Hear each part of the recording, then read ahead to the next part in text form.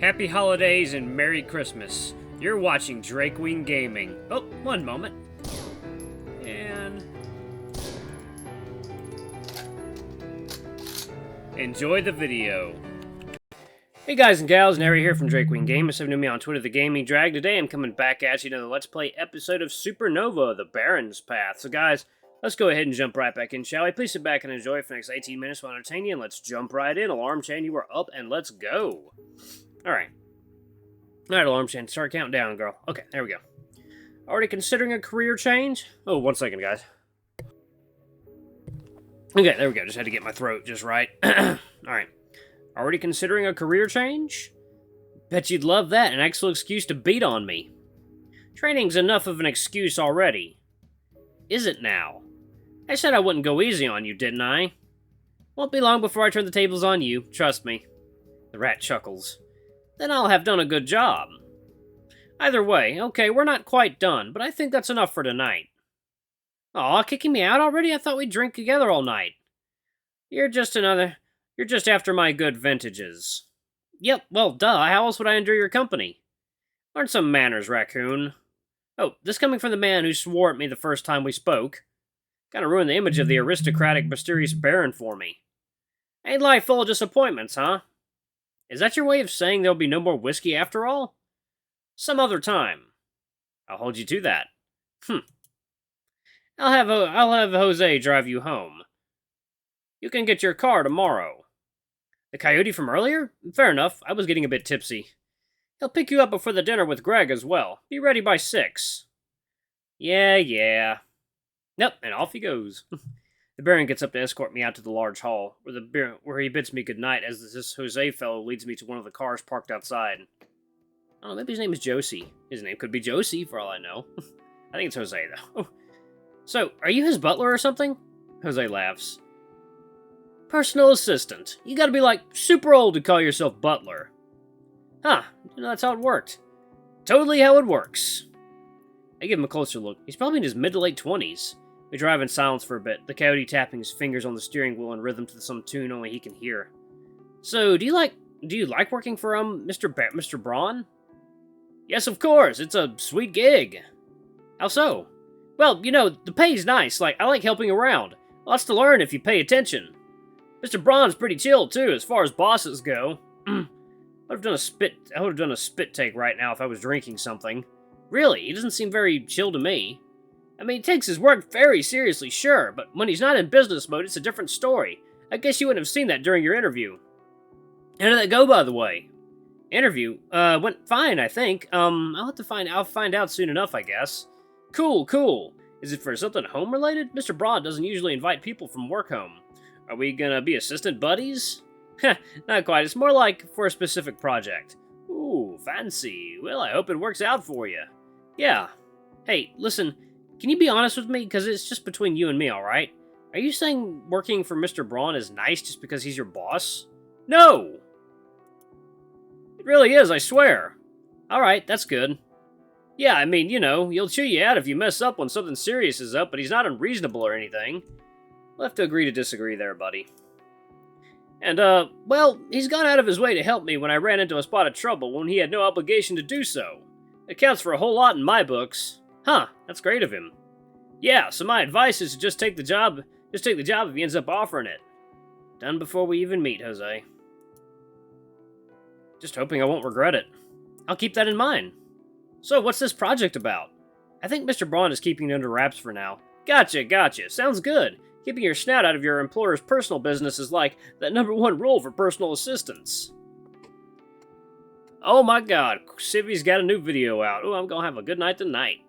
Is it now? Maybe, who knows? I'm making it up as I go along. Seems to be working well for you. Haven't been fired yet, so there's that. How did you end up at this job anyway? No idea. The coyote chuckles to himself.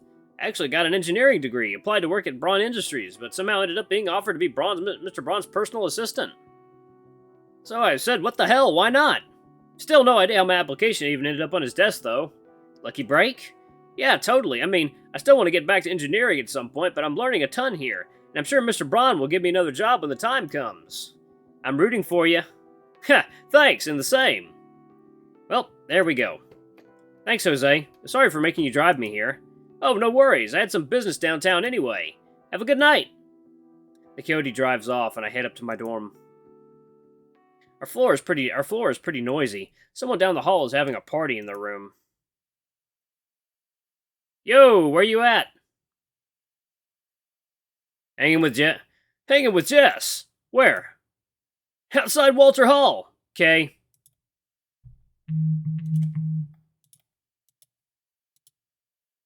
Oh, he's messaging me. Okay. I'm a little hungry anyway, so might as well go hang out with those two and grab a snack on the way back. Lucas and Jess are sitting on a bench in the colpio with both his arms draped around the backrest. Hey, what are you two up to? Hey, just chatting about our summer plans.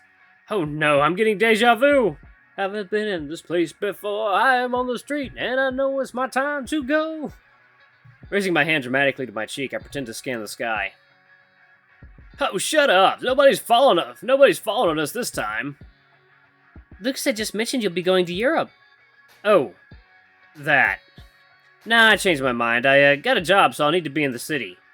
Huh? Since when? Since today. Just got back from the interview. On a Saturday? Evening? The owner of the publishing company wanted to do a dinner interview. Our friends exchanged knowing looks. Oh, Nick, no. You know you could just tell us it was a hunter date, right? What? No! Are you sure you got the job? If this interview had gone well, you'd have stayed out longer. Screw you two. They both snicker. I'll be leaving now.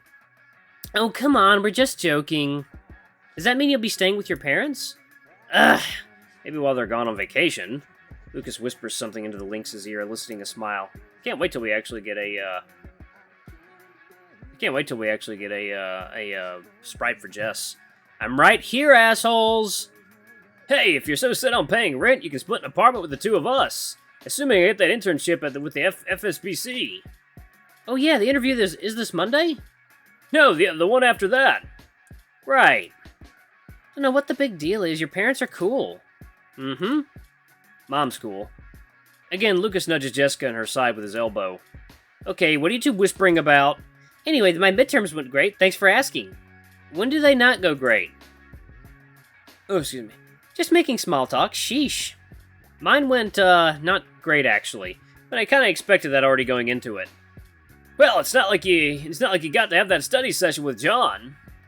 Who's John now? Nobody. And my glare is just convincing enough to get Lucas to shut up. The colpio continues smirking, though, and I just know he'll spill the beans to Jessica as soon as I'm out of earshot. Asshole. Can we please stop talking about exams? They're over. We're done. Fine, fine. I'm glad yours went well. Thank you, Nick. It means a lot.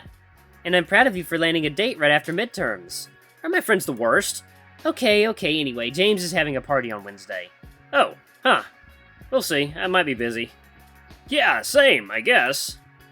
Yeah, suit yourselves. Ashley and I were planning on spending some time on the beach this week, if you two want to join us. Cool. We can play some volleyball if Mr. Can't Swim over here comes. Maybe. Jesus, Nick, it's spring break. What are you so busy with? Fine, I'll come on Tuesday.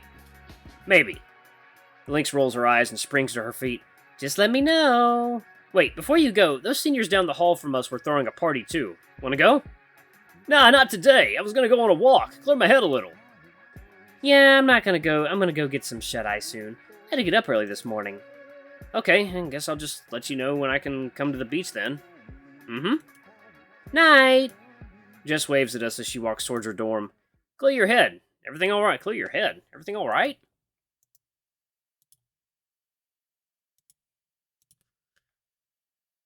Yeah, I guess. Just tired from all the exam stuff and the week before that, you know? Wasn't the most relaxing. I know, if you want to talk. No, well, it's all good. I'll be back at the dorm soon. Well, if you want to sleep anytime soon, you know that the music was pretty loud. Nick, you know how loud I like my music. That shit won't bother me. But, thanks for the heads up. I'll be back soon. Alright, enjoy your walk. Zoom! I head back, but first swing by the campus convenience store to grab a sandwich and some yogurt. Probably a good thing not to be partying tonight. I need to get through that meeting with Greg tomorrow, and oh boy, I am not looking forward to that at all.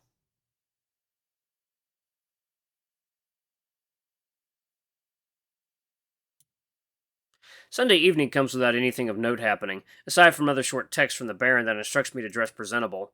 I've been considering going out real quick to buy some t-shirt that had anarchy written on it, but screw it. Wouldn't hear the end of it from the rat if I did that. I'll play ball. The Baron is already there in the back seat of the car when Jose drives up to the curb. Good evening, Nick. Shit, I'll need to be polite while the coyote is around, won't I? Good evening, Mr. Braun. There's a shadow of an ironic smile on his face. Hi, Jose. Good to see you, Mr. Saunders. Ah, so formal. Where to now, sir? Corner of 23rd and Union. Sounds good, sir. I find myself sitting in awkward silence next to the rat, who doesn't bother making small talk. Fine by me. I just want to get this evening over with. Thankfully, it's not a long drive. As we get out onto the sidewalk, the Baron gives Jose some quick instructions, then turns to me as the car disappears around the corner. Well? How are you feeling? I'm fine. Any reason I should be worried?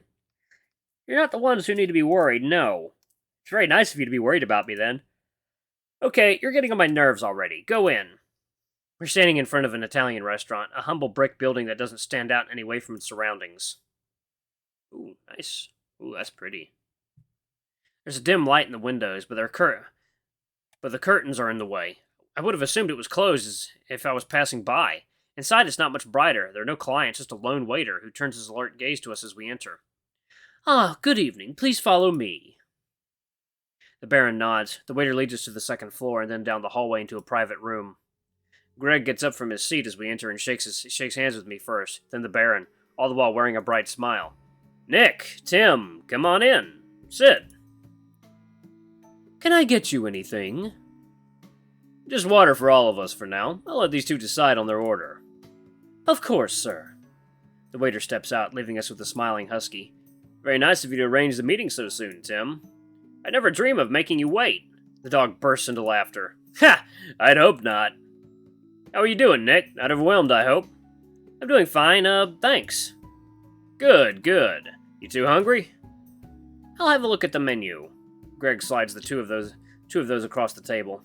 I take a cursory glance, but not feeling the slightest bit hungry right now, close it again. Shame, the food's probably nice. So I'll ask for something light, to be polite or whatever. Alan should be back with us in a moment. Well then, Tim has already taken care of some paperwork for you, Nick. We'll need some signatures here and there, but he can get that on our behalf as well. Be happy to. Then, today, I just wanted us to have a little chat. It's a big, complicated world you found yourself in, and while you have the Sentinels at your back, I was hoping I could help you a bit in navigating this mess, too. The rat is giving me a weird look. I appreciate that. It's my job. But I think you already know that I'm hoping to entice you into joining SPEC in a more official capacity. Yeah, I figured as much, but like I said, I'd rather stick with a team. And like I told you, a partnership with us won't interfere with your work with the Sentinels. Our operatives have a remarkable degree of freedom. Long leash is still a leash, dude. The husky, however, doesn't give me the time to reply. There are a lot more benefits to consider on top of that. Superheroes have a notable tendency to interfere with one's career, for instance, and SPEC would be able to give you the resources you need to mitigate that. That won't be a concern. As my employee, Nick will have enough support, and I am quite flexible when it comes to his schedule. I blink in surprise. Wasn't the whole job interview talk just made up to explain why I was visiting him in the first place?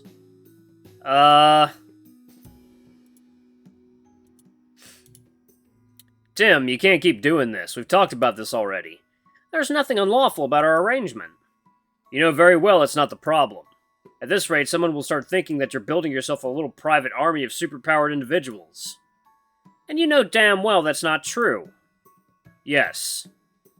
And the word of the head of SPEC will be more than enough to nip those ideas in the bud. My authority goes only so far.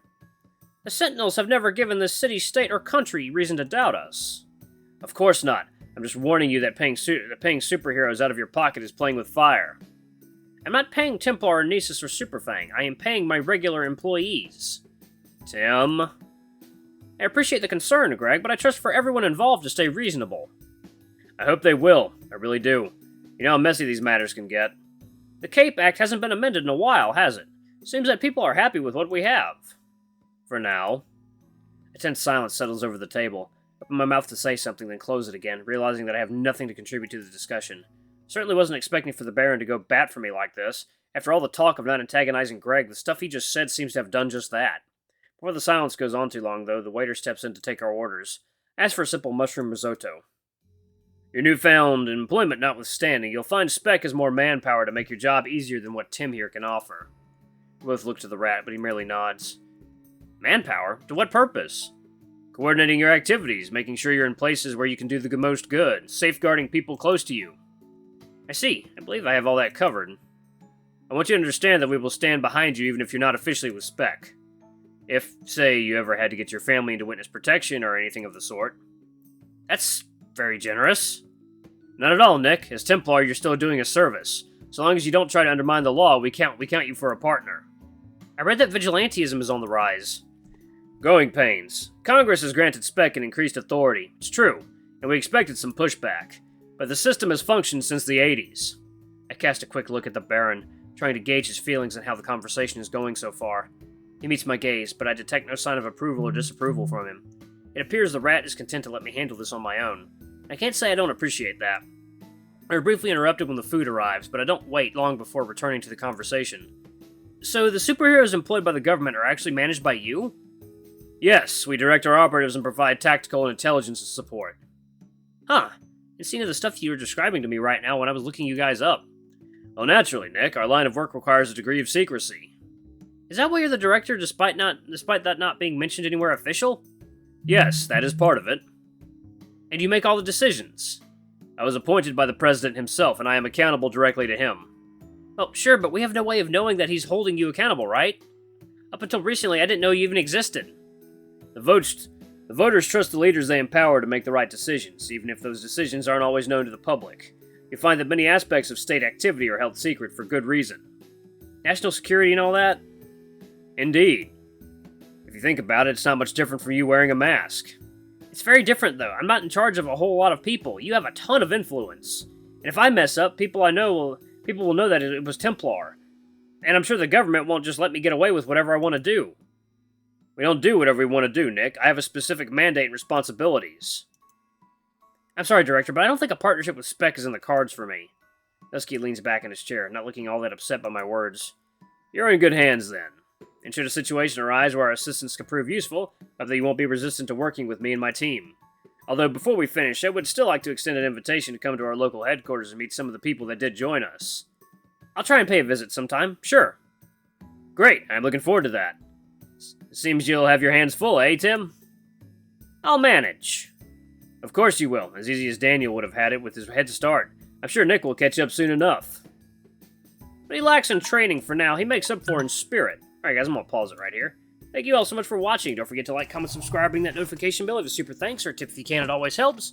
Until the next video, I love you all. I'll see you next time. Bye-bye!